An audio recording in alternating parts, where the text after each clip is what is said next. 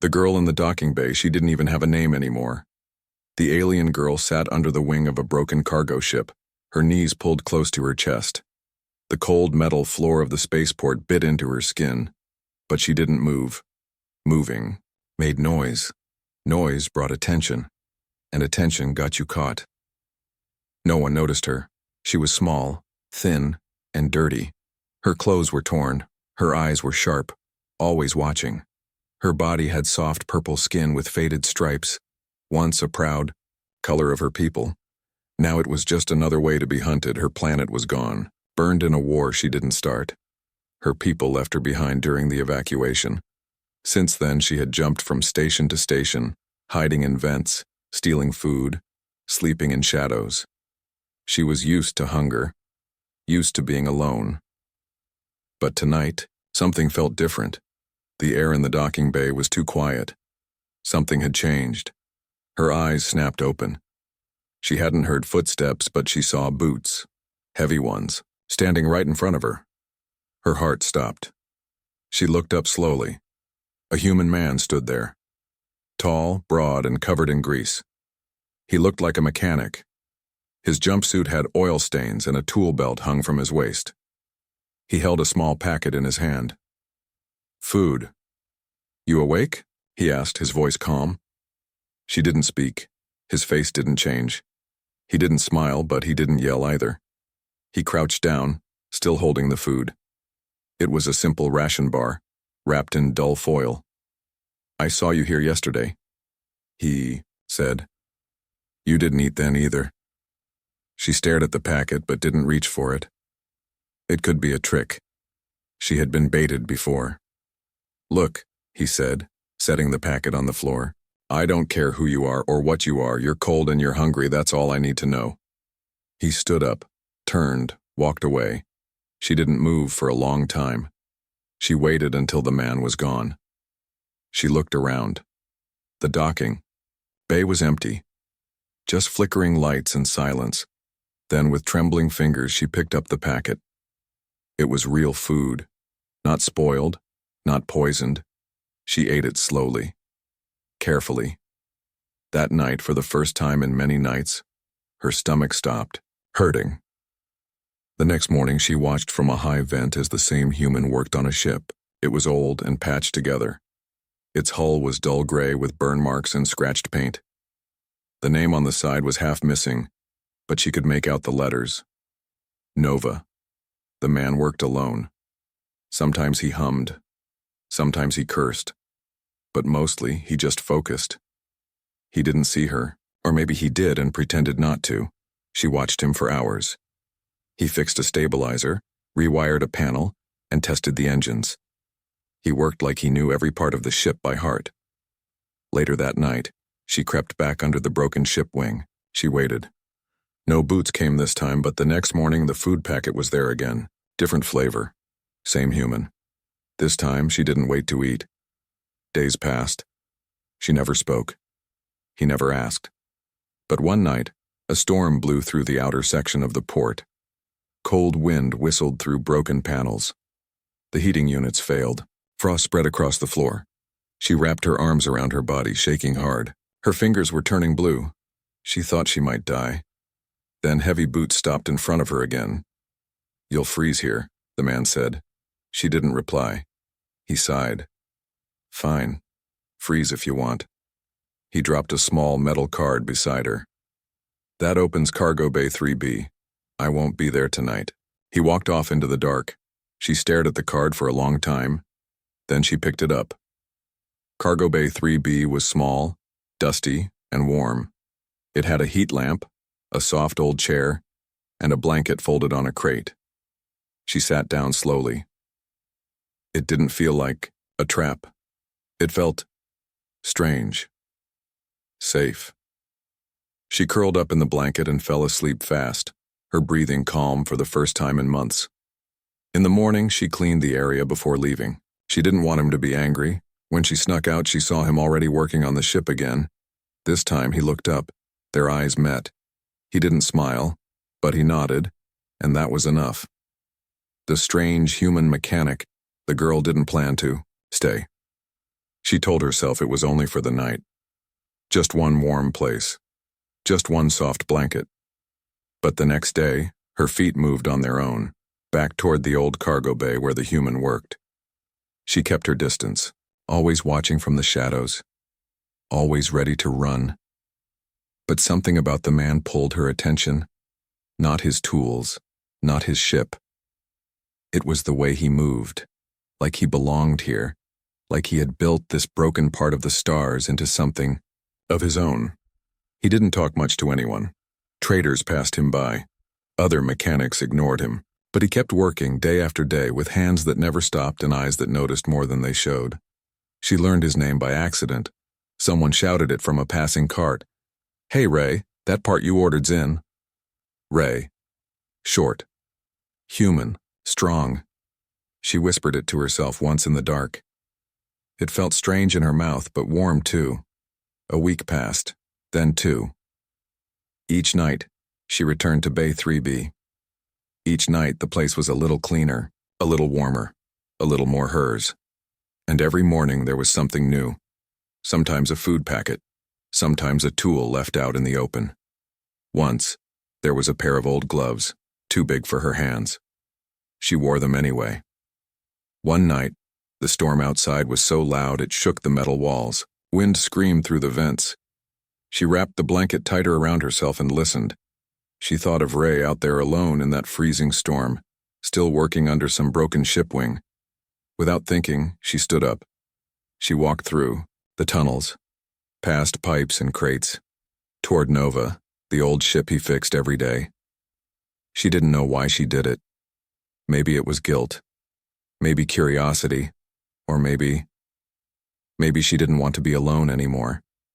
She found the back ramp of Nova unlocked. Inside, it was dark but not cold. She stepped in, holding her breath. The air smelled like metal and old leather. Wires hung from the ceiling. Parts were stacked in bins. The floor was stained but clean. She walked slowly, careful not to touch anything.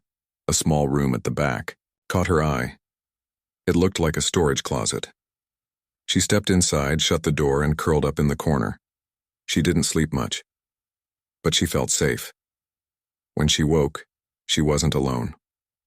"Well," said a voice above her. "Wasn't expecting that." "Ray."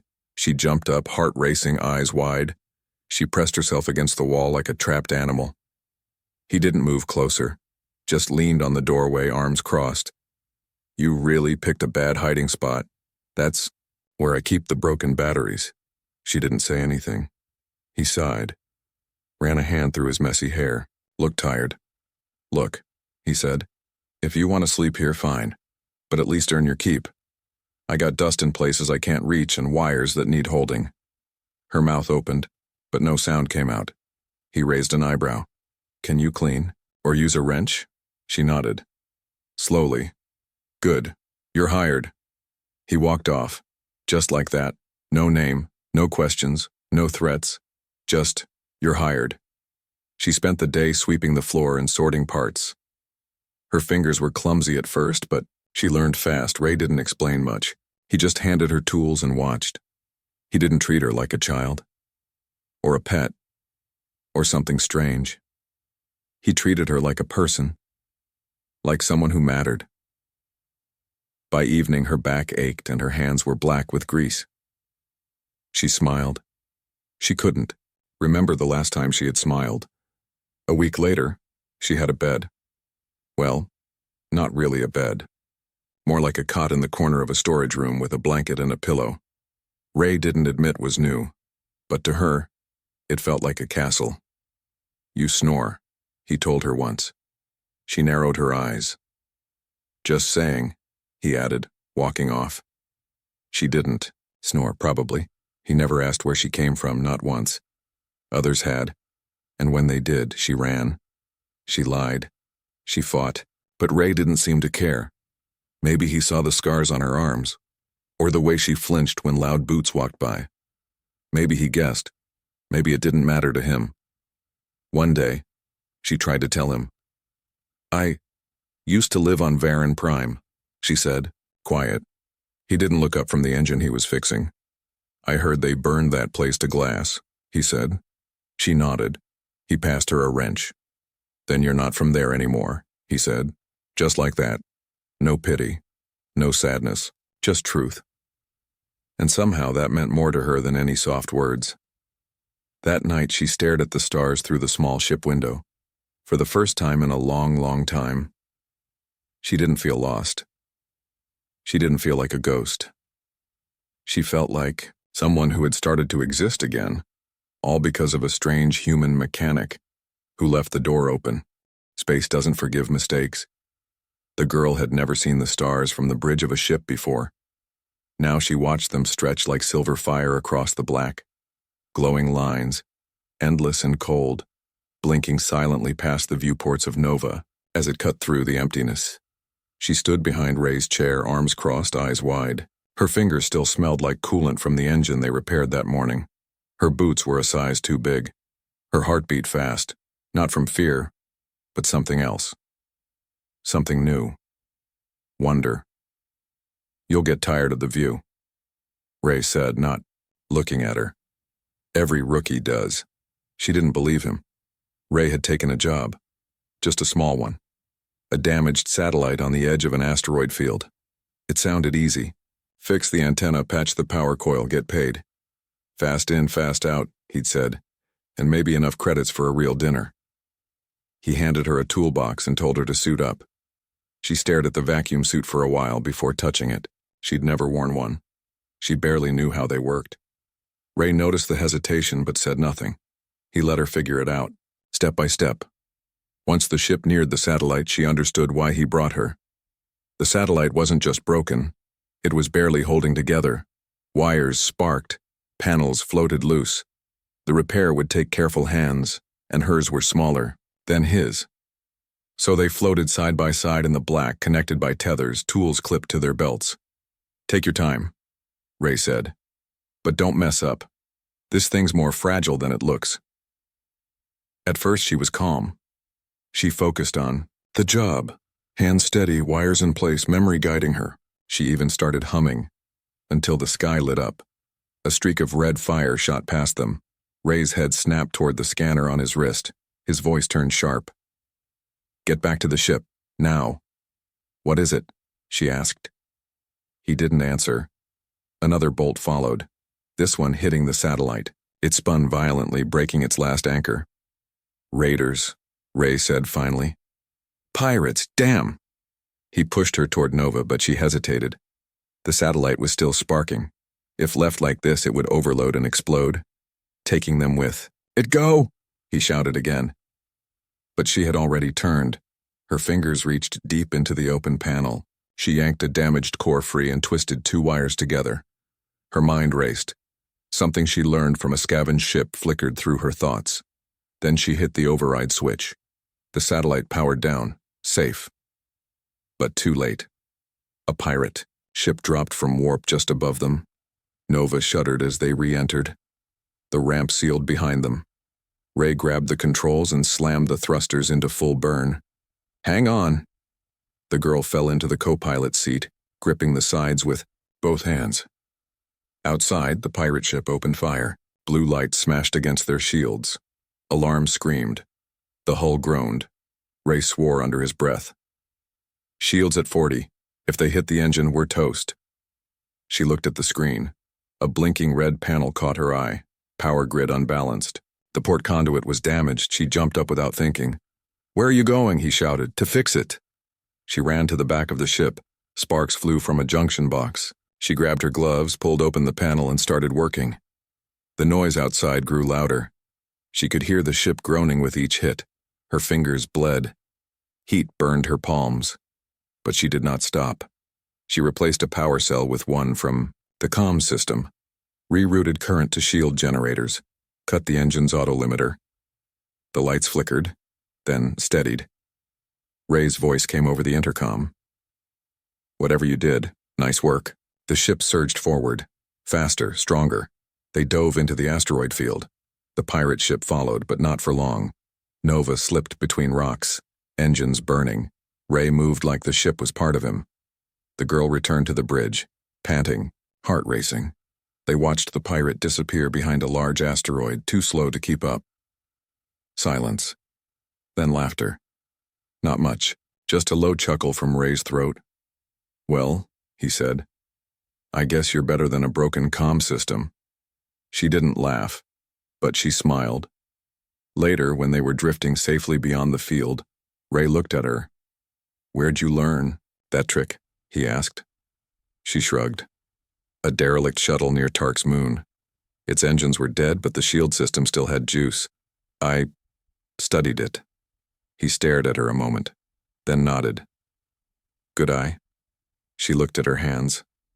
Burned, scratched, aching, but she didn't mind, because for the first time, she had done something that mattered. That night she sat near the engine room. Ray had fallen asleep in the pilot chair. She watched the humming power coils, the soft light pulsing across the walls, the shadows dancing in rhythm with the ship's heartbeat. She had faced death again, and survived. But more than that, she had helped someone survive too. Her heart was still beating fast, but not from fear, from pride. No papers, no past, no peace. The city station of Orvax Prime looked like a star had exploded, and the wreckage kept spinning forever. From a distance, it shimmered like jewels set into a dead black sea. Towers of chrome reached upward. Ring platforms circled its core like steel halos. Transports came and went every minute. This place never slept, never slowed down, and it did not forgive strangers. As Nova approached, the girl stood near the viewport, eyes wide. She had heard of Orvax before. Stations like this didn't welcome ghosts, not the kind like her. She had no name on the records, no bloodline recognized by the council, no chip, no card, no data thread. To them, she didn't exist. And if you didn't exist, you could be removed. Without questions. "We'll be here 3 days, Ray said from the pilot seat. "Just enough to fix the coils, buy parts, and pick up a delivery job." He glanced at her. "You stay close." She nodded, though her chest tightened. As Nova docked, 2 station guards scanned them. Tall, armored, expressionless. "Identification," one of them said. Ray handed over his card. Clean, legal, fake in just the right places. Then came the moment she feared. "And the girl?" Ray's voice was smooth. Too smooth. "My apprentice. Just a mechanic's helper." The guards looked at each other.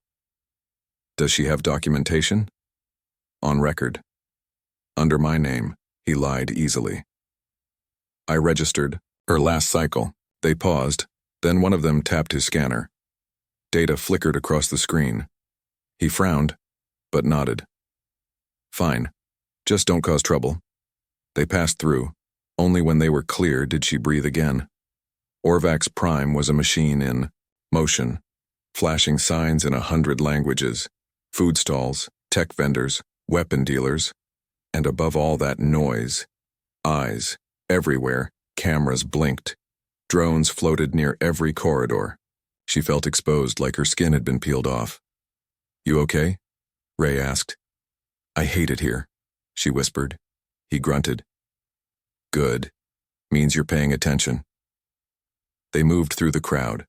Ray bought parts, haggled for fuel, and argued with a vendor over a cracked reactor stabilizer. The girl said nothing, just followed, eyes scanning everything, hands near her tools. Then they reached the terminal office. Ray needed to get clearance for a job, transporting old medtech to a border colony. Standard work, low pay, low risk. But inside the office, something went wrong. "Your apprentice's file is missing," the officer said, tapping a screen. Ray leaned forward. "Check again." The man shook his head. "If she's not registered, she can't work. She can't even breathe here legally. We'll have to detain." "No," Ray cut him off, voice hard. Guards were already looking toward them. The girl stepped back, pulse pounding. Her hands itched to run, but Ray's hand shot out, gently holding her wrist. "Listen," he said, quiet but strong. "You'll want to call your supervisor." The officer scoffed. "Excuse me?" "Go ahead. Tell her that Ray from the Junkyard Moon is here. Tell her he's considering taking this station off his list of trusted repair sites." A pause. The officer blinked, then he stood and walked off, stiff and silent. Minutes passed. The girl didn't move. Ray didn't blink. Finally, a woman came out, sharp uniform, high rank, cold eyes. "Mr. Ray," she said, too polite. "We'd hate to lose your business." Ray didn't smile. "Then fix the glitch. Now." Within minutes, a temporary file was created for the girl. It was fake, but it worked. When they left the office, her knees almost gave out. Back at the ship, she sat on a crate, head down. "Why'd you do that?" she asked softly. "What?" "Lie for me. Fight for me. You could have left me." Ray cleaned a dirty rag with a solvent. "I don't leave my crew. But I'm not." He stopped wiping. "You are now." That night, she walked the lower corridors alone, thinking. She passed sleeping workers, cargo bots, drunks muttering to walls. And then she saw her, another girl, young, alone, thinner than even she had been, holding a metal cup out toward passing boots. People ignored her, looked away. The girl from Nova froze. For a second she saw herself. Not the version now, but the one from weeks ago. The one in the dark, cold, and afraid. She stepped forward, opened her bag, pulled out the extra ration packet Ray had tossed her earlier without a word. She placed it in the other girl's hand. The child stared at her, wide-eyed, shocked, then whispered, "Thank you." For the first time, she truly understood what Ray had done for her. Back on the ship, she sat beside the main engine. She didn't need to fix it. She just liked the sound, the steady hum, the warmth. She looked down at her hands, greasy, rough, tired, but no longer empty, no longer hiding. For the first time in her life, she belonged somewhere, not because a document said so, but because someone had chosen her, found then almost lost. They had been flying together for nearly 2 cycles now. The girl no longer kept count of days.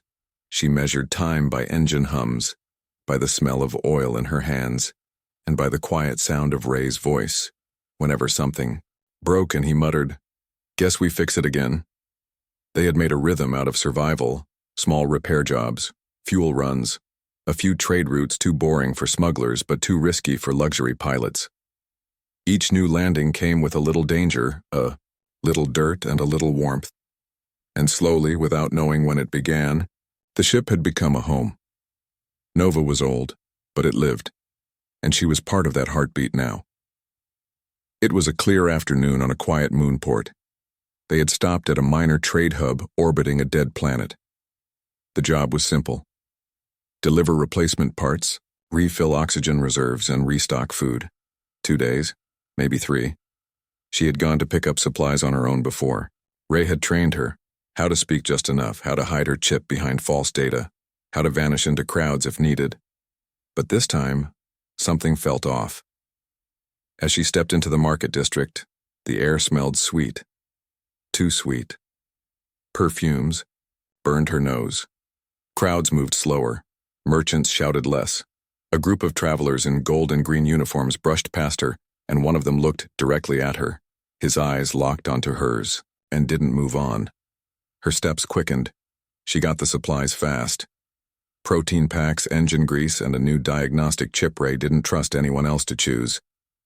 But on the way back to the dock, she felt it again. Eyes behind her, shifting, steady. She turned down an alley between 2 cargo towers, pretending to check her bag. Her fingers closed around a small spanner tucked into her side belt. Just in case. The moment she turned back, they were there. 3 of them, 2 tall, lean, with silent mouths and hard faces. The third was shorter, dressed like a merchant, but his hands were covered in rings. One of them glowed faint red. "You're far from home," he said. Her blood turned cold. She backed up a step. He followed. "How much did the human pay for? You?" he asked. "Or did he find you in the trash?" The others laughed. She didn't speak. "Your kind's rare now," he continued, voice almost friendly. "The markets still pay well." especially for ones like you, alive, young, clever. Oh, don't look so angry, we'll take good care of you. Her feet moved before her brain did. She ran. She didn't make it far. The third man grabbed her arm as she passed, yanking her back. She swung the spanner, catching him across the jaw, but another grabbed her from behind. Metal cuffs snapped around her wrists. Stupid little thing, one muttered. Still fights. They dragged her toward a dark cargo skiff hidden behind a broken wall. Inside, cages. Cages meant for beings like her. Her mind raced. Ray would be back at the ship now, wondering where she was, maybe scanning, maybe shouting her name over comms that weren't connected anymore. Panic rose, but she bit it down. Not again. Not this time. Ray did notice immediately. When she missed her check-in time, he didn't wait. He scanned the district, rerouted camera feeds, found her last location using her jacket's heat tag. Then he saw the skiff. It was about to lift off. He grabbed a torch cutter, 2 pulse grenades, and nothing else. The skiff was already rumbling. She sat in a corner of a cage, heart pounding, eyes darting to the door. One of the slavers leaned in. Don't try anything. You'll fetch more if your face stays intact.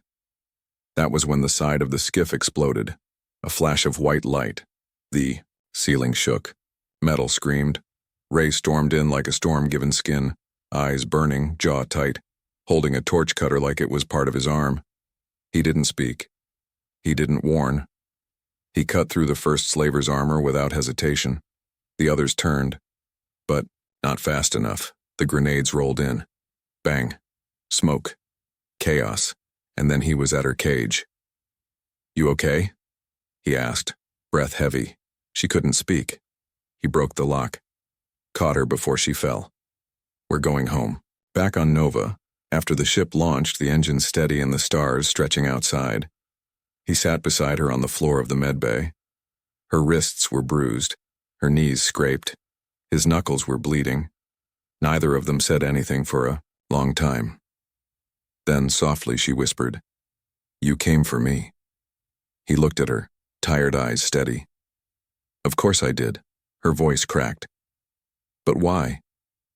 He leaned back, wiped his hands with a rag, and stared at the ceiling. Because the world gave up on me too once, he said, and someone pulled me out, now it's my turn. She didn't cry. But something broke open in her chest, something old, something lonely, and something that finally let go.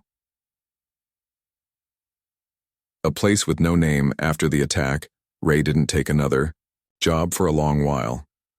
Nova drifted between empty star systems and quiet supply moons, always moving, always watching. The girl spent her days fixing anything she could find. Panels, wires, old comm systems. She didn't care what it was. She just needed to move, to breathe, to feel like she was still in control of her own body. At night, she sat in the cargo bay staring at the stars. She still heard the snap of the cuffs in her sleep. Still saw the cages. Still felt the weight of the man's hand grabbing her throat. She didn't want to be a shadow again, not after everything she'd survived. But space didn't care what you wanted. It only gave you what you took. One morning, as the ship glided through the edge of a comet field, Ray walked into the cockpit with an old cracked map disc in his hand. He tossed it onto the console in front of her. You want to see something crazy? He asked. She blinked. What is it?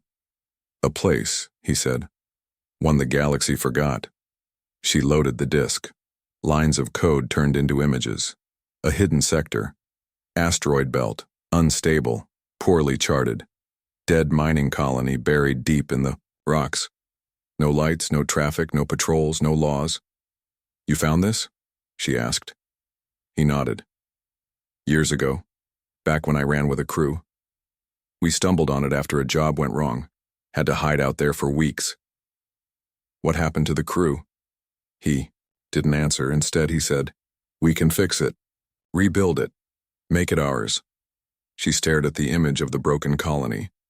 Torn domes, shattered landing pads, dark halls full of dust and silence. Why? She asked. He looked her in the eye. Because we're always running, he said. And one day we won't be fast enough. We need a place where no one can find us, no slavers, no patrols, no one looking at you like you don't belong. Her heart beat a little faster. You mean a home? He shrugged. Or something close to it. They made the jump that same night. The journey took 2 full cycles. The ship weaved through gravity wells and radiation fields. Half the map was guesswork, the other half was luck. Twice the shields nearly failed. Once they had to reboot the navcore mid-flight while drifting blind. But when the colony finally came into view, it was like something out of a dream, or a memory. It floated in pieces across the edge of a hollowed asteroid. Metal domes torn open by time, broken pipes trailing into space like the bones of a long-dead beast. Lights dark, scanners silent, yet somehow it still held together, still waited. They docked in silence. The main hangar bay was cold and filled with dust, but the gravity grid worked. Barely. As the ramp lowered, the girl stepped off Nova and felt her boots touch something real. Not rented, not borrowed, not someone else's. This place was ruined, but it was theirs. They started working the next day. The girl took the south wing of the colony. Ray took the north.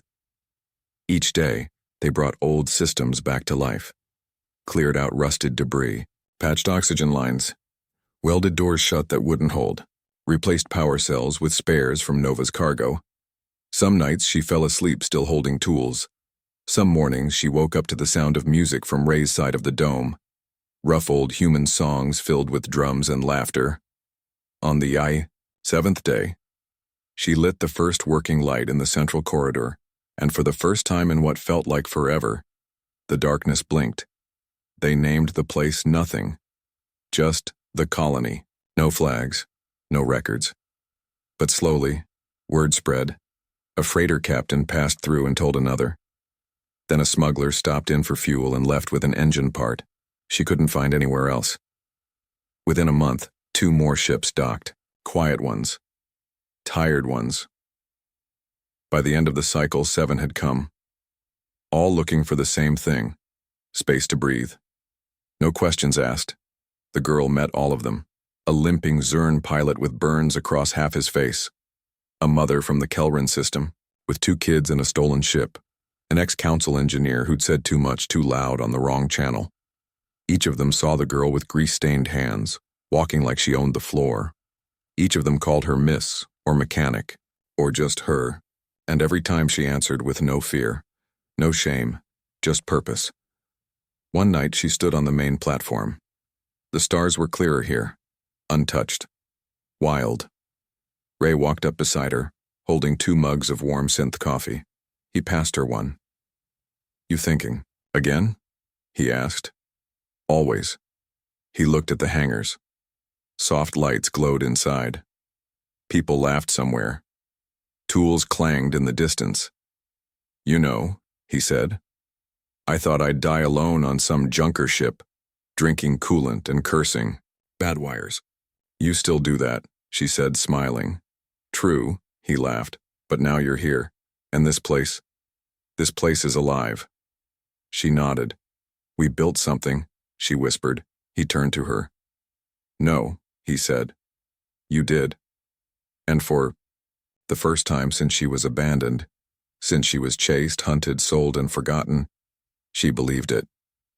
This place didn't need a name, because it already had something better. It had her. The girl who had no name. There was no warning, no distant signal, no scanner ping, no flash of warp space lightning to prepare them. One moment, the colony was quiet, peaceful, alive with repairs, voices, and the hum of growth. The next, an Imperial vessel descended from the sky like a silent curse, sleek, dark, royal markings glowing across its wings. Ray stood on the observation deck, arms folded, jaw tight. He didn't say anything. He just watched it land with the cold stare of a man who had seen this kind of trouble before. The girl appeared beside him, grease still on her cheeks, her pulse steady but tense. She stared at the ship and whispered, They're not here for supplies. No, Ray said, his voice dry. They're here for someone. 4 envoys stepped out of the Imperial vessel. Tall, sharp-eyed, dressed in robes of silver and emerald. They walked like they owned gravity itself. One of them wore a symbol she recognized, the crest of the Empress's personal guard. The guards didn't speak to the refugees. They didn't look at the others working on cables or hauling metal beams. Their eyes searched the colony's core, searching for her, and they found her. She stepped forward before Ray could stop her. This time she didn't hide behind a console or crouch behind a pipe. She walked with her back straight, the tools still on her belt, the oil still on her hands. The head envoy studied her for a moment, then he turned on a small hologram. It was her, younger, thinner, more afraid. The scan was years old, taken before her species fell, before she'd been left behind like trash. He spoke calmly, almost kindly. You're the last of your line. Her stomach turned. Your bloodline, he continued, was believed extinguished. But the Empress believes otherwise. You were born of the High House of Urani, royal blood. She took a step back. I'm a mechanic. You're heir to a star throne, he replied.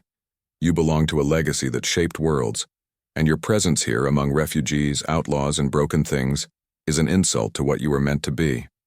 She looked over her shoulder. The colony. Her people, a Zern child waving at her from the second deck, Ray standing behind her, silent but ready. She turned back. I was meant to die. Alone, she said, her voice low. But someone gave me a wrench instead of a collar, and I built something better than a throne. The envoy didn't flinch. You can bring change, shape new law, lead the remains of your kind. She paused. Then she asked the one question that mattered. Will you protect them? She pointed at the colony. These people, will you shield them? He didn't answer. That silence said everything. She turned and walked away. It was that simple. The envoy tried to speak, tried to follow, but Ray stepped between them. You heard her, he said. His hand rested on the pulse cutter.